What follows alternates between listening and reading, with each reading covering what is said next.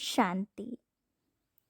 आज 20 फरवरी 2025 की साकार मुरली।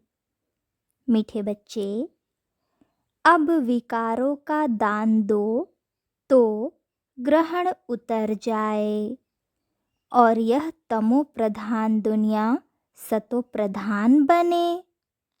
प्रश्न: तुम बच्चों को किस बात से कभी भी तंग नहीं होना चाहिए?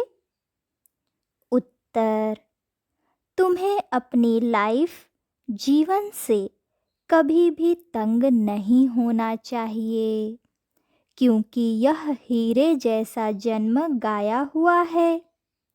इनकी संभाल भी करनी है। तंदुरुस्त होंगे तो नॉलेज सुनते रहेंगे। यहाँ जितना दिन जिएंगे कमाई होती रहेगी, हिसाब किताब चुकतू होता रहेगा।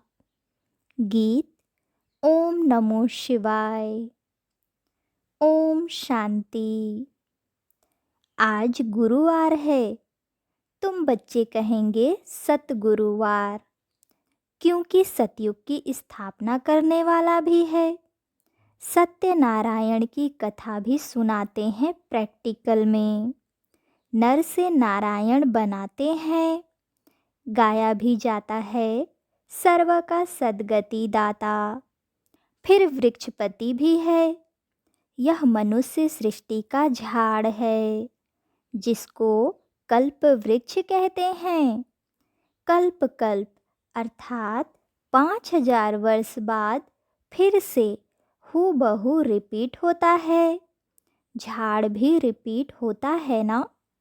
फूल 6 मास निकलते हैं, फिर माली लोग जड़ निकाल रख देते हैं, फिर लगाते हैं तो फूल निकल पड़ते हैं।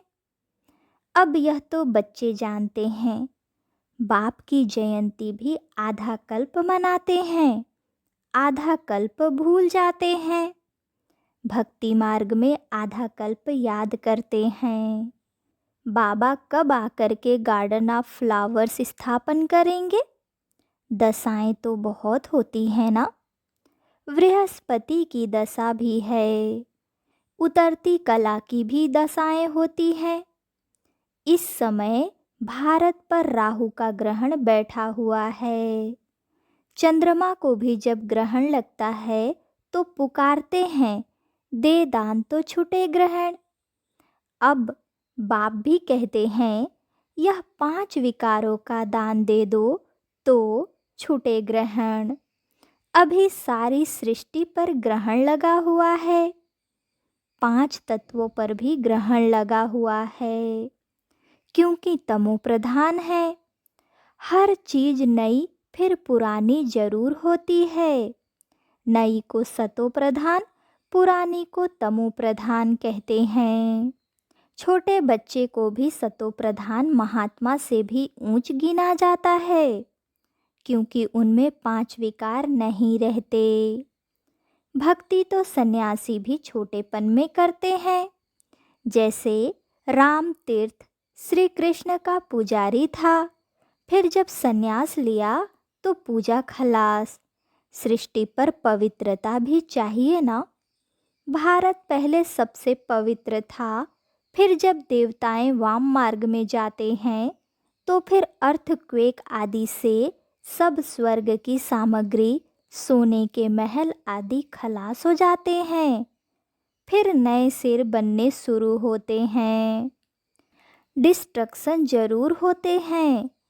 उपद्रव होते हैं जब रावण राज्य शुरू होता है। इस समय सब पतित हैं। सतयुग में देवताएं राज्य करते थे। असुरों और देवताओं की युद्ध दिखाई है, परंतु देवताएं तो होते ही हैं सतयुग में। वहाँ लड़ाई हो कैसे सकती? संगम पर तो देवताएं होते नहीं। तुम्हारा नाम ही है पांडव। पांडव कौरवों की भी लड़ाई होती नहीं। यह सब हैं गपोड़े। कितना बड़ा झाड़ है, कितने अथाह पत्ते हैं। उनका हिसाब थोड़े ही कोई निकाल सकते। संगम पर तो देवताएं होते नहीं। बाप बैठ आत्माओं को समझाते हैं। आत्मा ही सुनकर कान हिलाती है। हम आत्मा हैं, बाबा हमको पढ़ाते हैं। यह पक्का करना है। बाप हमें पतित से पावन बनाते हैं। आत्मा में ही अच्छे व बुरे संस्कार होते हैं ना। आत्मा आर्गन्स द्वारा कहती है हमको बाबा पढ़ाते हैं। बाप कहते हैं हमको भी आर्गन्स चाहिए जिससे समझाऊं। आत्मा को खुशी होती है। बाबा हर 5000 वर्ष बाद आते हैं हमको सुनाने। तुम तो सामने बैठे हो ना। मधुबन की ही महिमा है। आत्माओं का बाप तो वह है ना। सब उनको बुलाते हैं। तुमको यहाँ सम्मुख बैठने में मज़ा आता है, परंतु यहाँ सब तो रह नहीं सकते। अपनी कारोबार सर्विस आदि को भी देखना है। आत्माएं सागर के पास आती हैं, धारण कर फिर जाए औरों को सुनाना है। नहीं तो औरों का कल्याण कैसे करेंगे। योगी और ज्ञानी तो आत्मा को शौक रहता है हम जाकर औरों को भी समझाएं।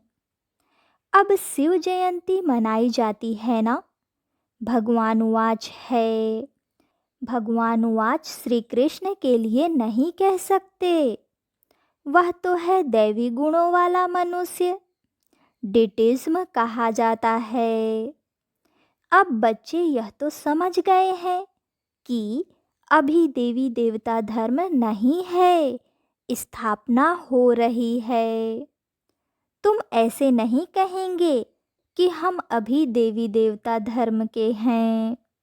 नहीं, अभी तुम ब्राह्मण धर्म के हो। देवी देवता धर्म के बन रहे हो। देवताओं का परछाया इस पतित सृष्टि पर नहीं पड़ सकता है। इसमें देवताएं आ न सकें। तुम्हारे लिए नई दुनिया चाहिए। लक्ष्मी की भी पूजा करते हैं तो घर की कितनी सफाई कर देते हैं। अब इस सृष्टि की भी कितनी सफाई होनी है। सारी पुरानी दुनिया ही खत्म हो जानी है। लक्ष्मी से मनुष्य धन ही मांगते हैं। लक्ष्मी बड़ी या जगदम्बा बड़ी। अम्बा। अम्बा के मंदिर भी बहुत हैं। मनुष्यों को कुछ भी पता नहीं है। तुम समझते हो लक्ष्मी तो स्वर्ग की मालिक और जगत अम्बा जिसको सरस्वती भी कहते हैं वही जगत अम्बा फिर यह लक्ष्मी बनती है। तुम्हारा पद ऊंच है, देवताओं का पद कम है। ऊंचते ऊंच तो ब्राह्मण चोटी है ना। तुम हो सबसे ऊंच। तुम्हारी महिमा है सरस्वती जगदम्बा। उनसे क्या मिलता है। सृष्टि की बादशाही। वहाँ तुम धनवान बनते हो, विश्व का राज्य मिलता है। फिर गरीब बनते हो, भक्ति मार्ग शुरू होता है। फिर लक्ष्मी को याद करते हैं। हर वर्ष लक्ष्मी की पूजा भी होती है। लक्ष्मी को हर वर्ष बुलाते हैं। जगदम्बा को कोई हर वर्ष नहीं बुलाते हैं। जगदम्बा की तो सदैव पूजा होती ही है। जब चाहें तब अम्बा के मंदिर में जाएं। यहाँ भी जब चाहो जगदम्बा से मिल सकते हो। तुम भी जगदम्बा हो ना। सबको विश्व का मालिक बनने का रास्ता बताने वाले हो। जगदम्बा के पास सब कुछ जाकर मांगते हैं। लक्ष्मी से सिर्फ धन मांगते हैं। उनके आगे तो सब कामनाएं रखेंगे। तो इससे ऊंचा मर्तबा तुम्हारा अभी है, जबकि बाप के आकर बच्चे बने हो। बाप वर्षा देते हैं। अभी तुम हो ईश्वरीय संप्रदाय, फिर होंगे दैवी संप्रदाय। इस समय सब मनोकामनाएं भविष्य के लिए पूरी होती है। कामना तो मनुष्य को ही रहती है ना। तुम्हारी सब कामनाएं पूरी होती है। यह तो है आसुरी दुनिया। बच्चे देखो कितने पैदा करते हैं। तुम बच्चों को तो साक्षात्कार कराया जाता है। सतयुग में कैसे श्री कृष्ण का जन्म होता है। वहाँ तो सब कायदे सिर होता है। दुख का नाम नहीं रहता। उनको कहा ही जाता है सुख धाम। तुमने अनेक बार सुख में पास किया है, अनेक बार हार खाई है और जीत भी पाई है। अभी स्मृति आई है कि हमको बाबा पढ़ाते हैं। स्कूल में नॉलेज पढ़ते हैं, साथ साथ मैनर्स भी सीखते हैं ना। वहाँ कोई इन लक्ष्मी नारायण जैसे मैनर्स नहीं सीखते हैं। अभी तुम दैवी गुण धारण करते हो। महिमा भी इनकी ही गाते हैं, सर्वगुण संपन्न। तो अभी तुमको ऐसा बनना है। तुम बच्चों को अपनी इस लाइफ में कभी तंग नहीं होना चाहिए, क्योंकि यह हीरे जैसा जन्म गाया हुआ है। इनकी संभाल भी करनी होती है।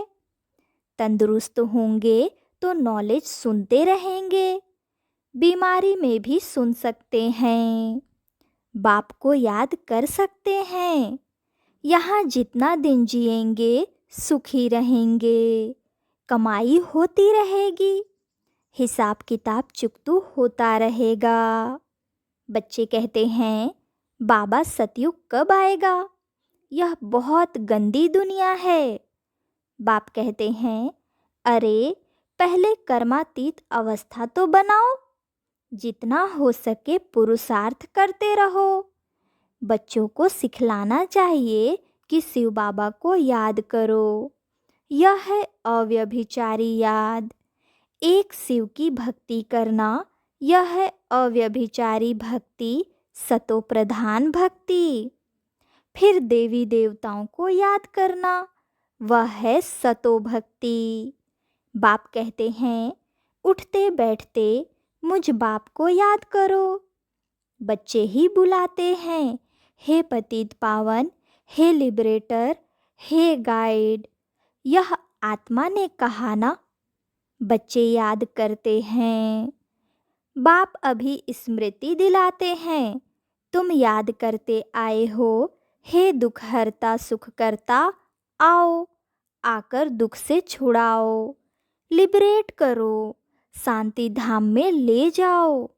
बाप कहते हैं तुमको शांति धाम में ले जाऊंगा, फिर सुख धाम में तुमको साथ नहीं देता हूँ, साथ अभी ही देता हूँ।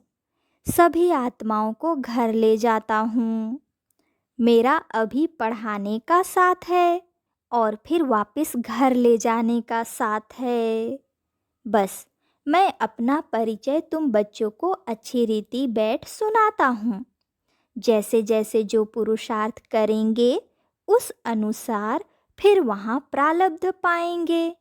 समझ तो बाप बहुत देते हैं।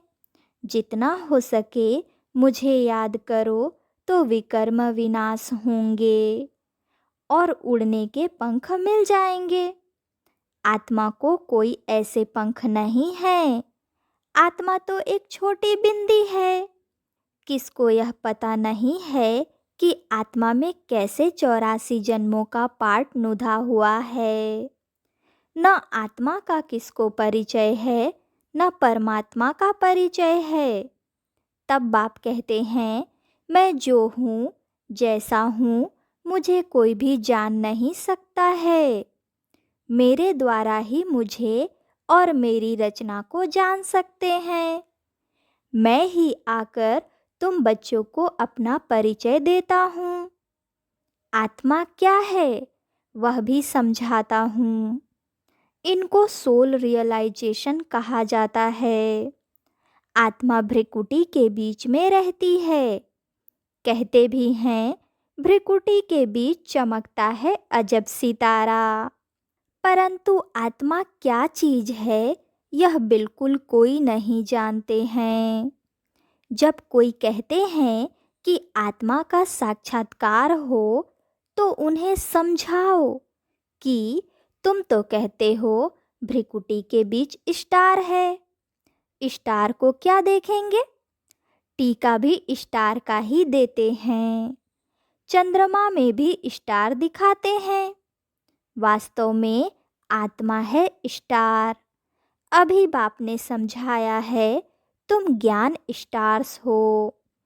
बाकी वह सूर्य चांद सितारे तो मांडवे को रोशनी देने वाले हैं। वह कोई देवताएं नहीं हैं। भक्ति मार्ग में सूर्य को भी पानी देते हैं। भक्ति मार्ग में यह बाबा भी सब करते थे। सूर्य देवताय नमः, चंद्रमा देवताय नमः कहकर पानी देते थे। यह सब है भक्ति मार्ग। इसने तो बहुत भक्ति की हुई है। नंबर 1 पूज्य तो फिर नंबर 1 पुजारी बने हैं। नंबर तो गिनेंगे ना। रुद्रमाला के भी नंबर तो है ना। भक्ति भी सबसे जास्ती इसने की है। अब बाप कहते हैं, छोटे बड़े सबकी वानप्रस्थ अवस्था है। अभी मैं सबको ले जाऊंगा।